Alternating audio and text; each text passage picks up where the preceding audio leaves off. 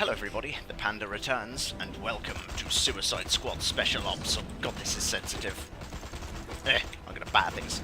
Okay, basically, I'm gonna turn sensitivity down before I do anything else, because that's really, really iffy. I downloaded this the other day. It's free, I'll leave a link in the description. It's the sort of tie-in game to the recently released movie. But the main reason I'm playing this is because I wanted to do a sort of spoiler-free character review of the characters in the movie. And sort of my personal thoughts on the movie itself. Before I jump into the characters, I will say what I think of it from a sort of technical standpoint. I personally thought the movie was well written and looked good. The special effects were nice. The soundtrack I thought was great because there's some songs that I listened to a lot when I was younger. The characters in general were pretty well fleshed out, but we'll come to that in a minute. My only real issue with the movie itself is it felt as though the first 20 minutes in the intro segment was very rushed. Like they were trying to cram a lot in to not a lot of time. Oh dear, I have a gun. Okay, yeah, so that's sort of that, but, you know, from a technical standpoint, I thought the movie was mostly well-paced, looked good, sounded good, and so on. But that's not the main point of the video. The main point of the video is I wanted to talk about the characters themselves, as I'm a big fan of the Suicide Squad and the comics themselves, as well as Harley Quinn on her own and the Joker, so this movie kind of had quite a bit to live up to for me before I saw it. We'll start with Deadshot, who's played by Will Smith. His costume, first of all, looked pretty damn good. The character was acted well, bounced well off of most of the other characters, especially Harley Quinn, Diablo, and Flagg. And the emotional ties that the character had in the movie actually made you kind of feel for them, even though they are, at heart, a ruthless murderer. Not necessarily the most accurate representation of Deadshot, but regardless, I think in this movie, in the movie itself, he worked very well, and I thought he was a good character. I am getting attacked by all kinds of hell. Yeah, fire waves. Okay, next we'll move on to Harley, played by Margot Robbie. The character's design, when I first saw it, I was a little bit iffy about. I wasn't too keen on all the tattoos and the costume. It looked a bit too... It didn't look Harley enough to start with. But for the practicality of it and the way the character works in the movie, it's pretty good. You know, she nailed a lot of the mannerisms of Harley, the quirkiness and the insanity seemed to come across really well, as well as her obsession with the Joker. That you could feel it by the way, like, you could feel the emotion in what she felt about him and what she wanted, sort of thing. The older references as well were good. I won't, again, don't want to spoil anything. Ooh, that one. But there were some nice references that I liked. She was funny and again reflected really well off of the other cast members and felt like part of this misfit tag of anti-hero slash villains. The next character I want to give my 2 cents for is Flagg. I can't remember for the life of me who he's played by, but he comes across very much as an all-American sort of soldier, you know, a guy who will follow his orders and complete his mission to the best of his ability. He doesn't, you can tell he doesn't like the idea of working with a bunch of, like, wanted criminals, murderers and psychopaths, but he'll do as he's told for the mission. His sort of emotional ties in the movie itself and the way his character develops as the movie goes on are nice, and like you can see almost sort of friendships building up, especially with Will Smith's Deadshot. Again, don't want to go too much into that because I don't want to spoil anything else. I'm getting shot. Okay, so that was Rick Flagg again. I can't go too in depth without spoiling anything, so that'll have to do for him. Next one I want to talk about, which is personally probably my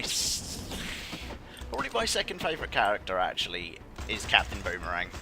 If I'm not mistaken, he's played by Jai Courtney. If I'm wrong, tell me off. But in terms of the character he plays, he looks perfect for Captain Boomerang, and obviously being an Australian, if I'm not mistaken anyway, Jai Courtney's got the accent down to a T regardless. He's extremely funny. His character, you can kind of tell, almost doesn't want to be there.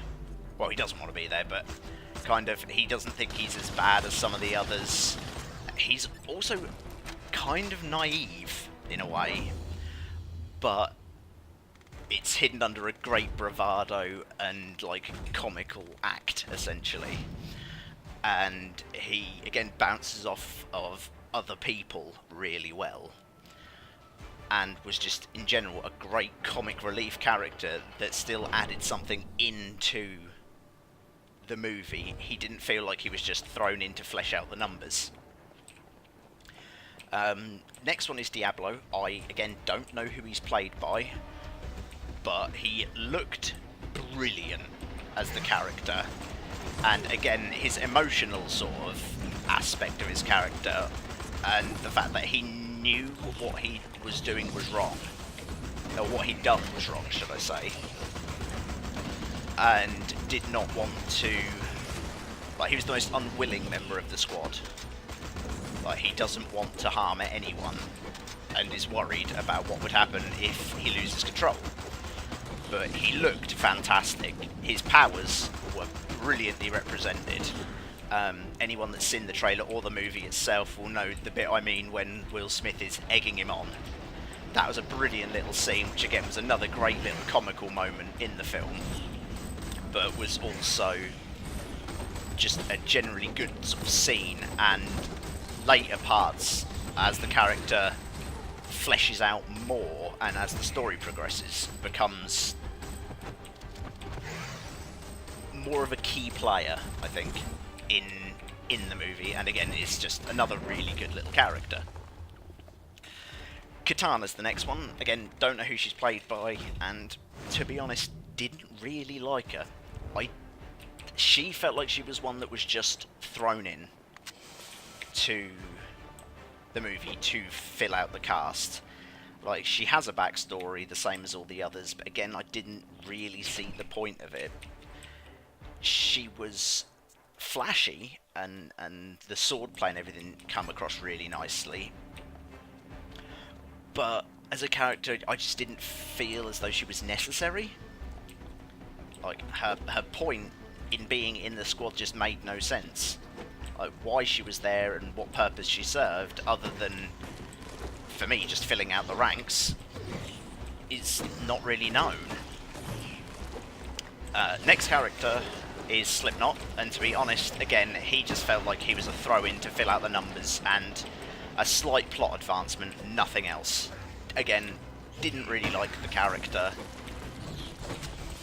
or what they did, and personally, even though I'm a pretty big comic fan, I'd never heard of them before. So yeah, that was them. Next one is probably the most controversial character. Oh dear, I'm being murdered. Yeah, probably the most controversial character, which is Jared Leto's Joker. Now,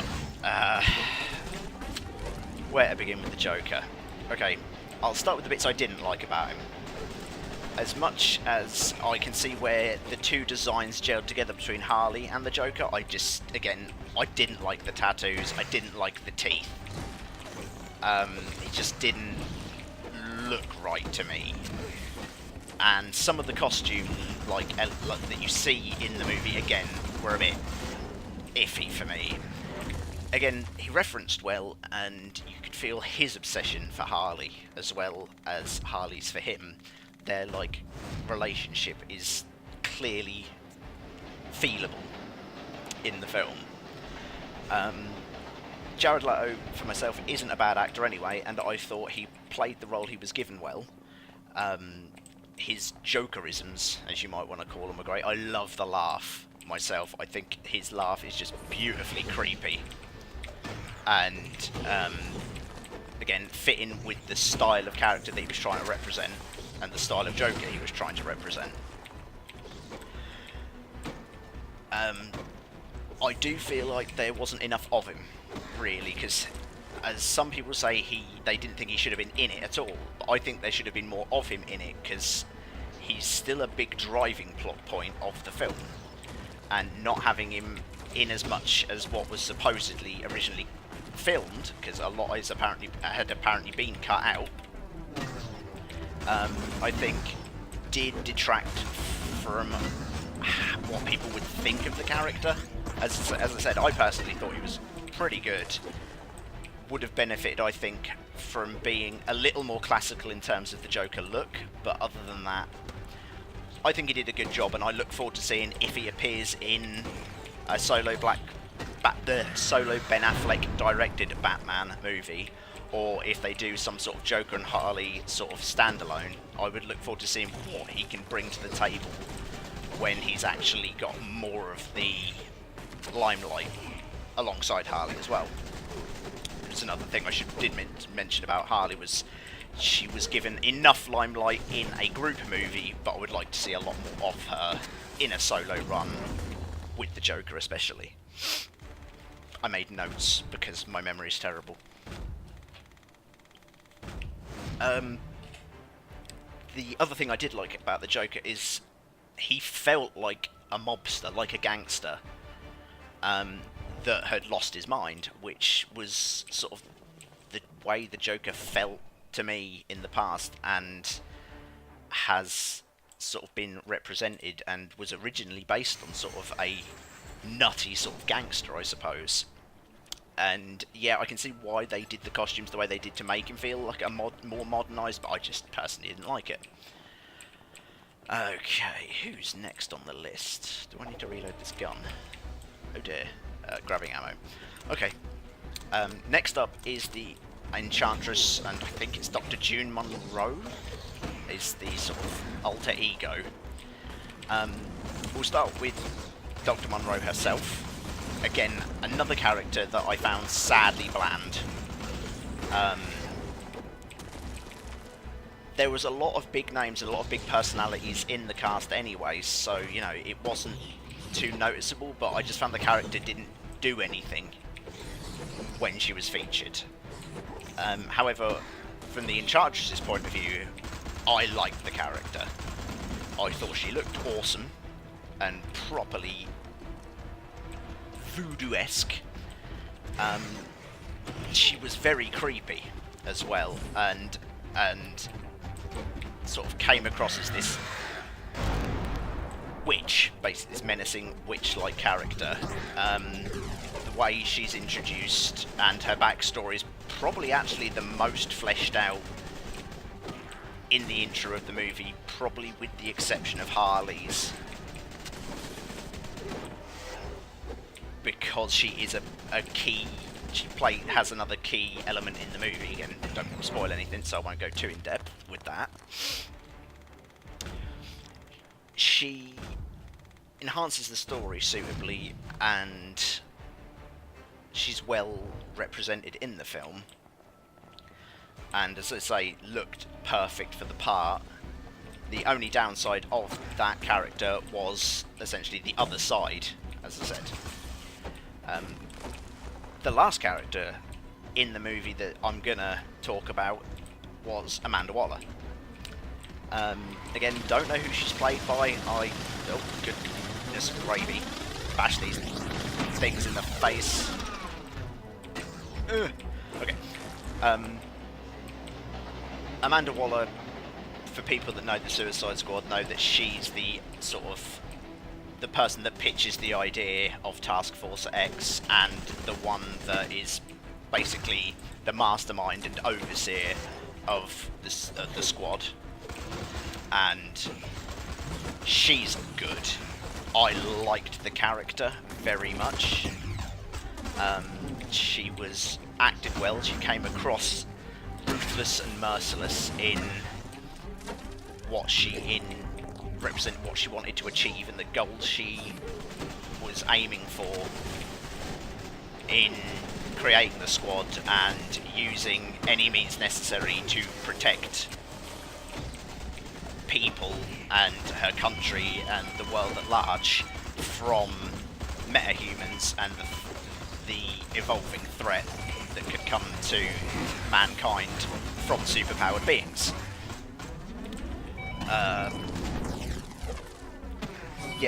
Very cold-hearted. Like, you felt no emotion.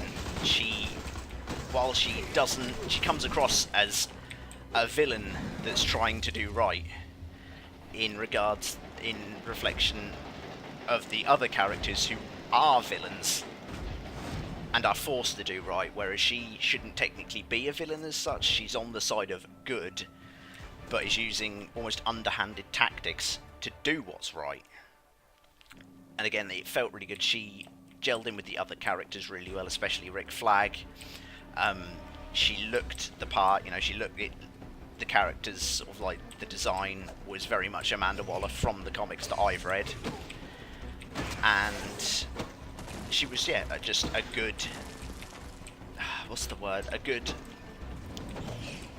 sort of mastermind behind the scenes, influencing things as they needed to be influenced, and using whatever tactics necessary to influence those means. Basically that's... trying to kill me. Oh, well, I nearly died. Basically that's my sort of thoughts on the movie itself. And the cast. I'm not going to go into any more because I don't want to ruin things for people that haven't seen it yet, because I personally say to not worry about what critics say about movies. If you want to see a movie, go and watch it. Judge it for yourself. Don't go by what other people say, but I will say I very much think that the people that reviewed Suicide Squad, a lot of the people were not fair, in my own opinion. It was given some unnecessary sort of criticisms, but don't take my word as gospel. Go out and watch it yourself. Let me know what you think of it, as I'm a big comic book fan. I'd like to know what other people think of this next entry in the DC Expanded Universe. And I hope you enjoyed the video.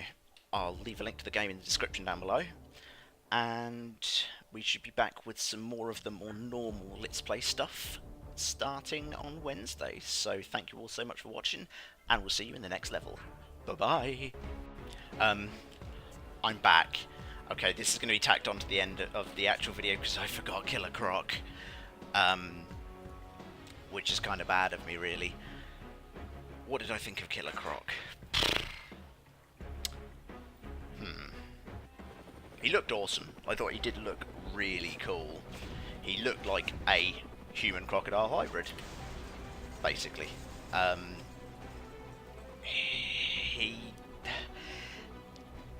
In terms of gelling with the character, it's quite difficult because he didn't really say a lot. There was some good one-liners from him, but he was almost like the Groot of the team. Sort of like everything was done through imagery and like what you saw of him. In terms of like the scenes where he's with the squad and they're like fighting and whatever, it is pretty cool. And you can see that his sort of monstrous nature. But other than that, I don't really know what else to say about him. You'd need to see it to judge for yourself on Croc. I think that's the best way to say it. So yeah, this will be tacked on at the end of the video. Bye again.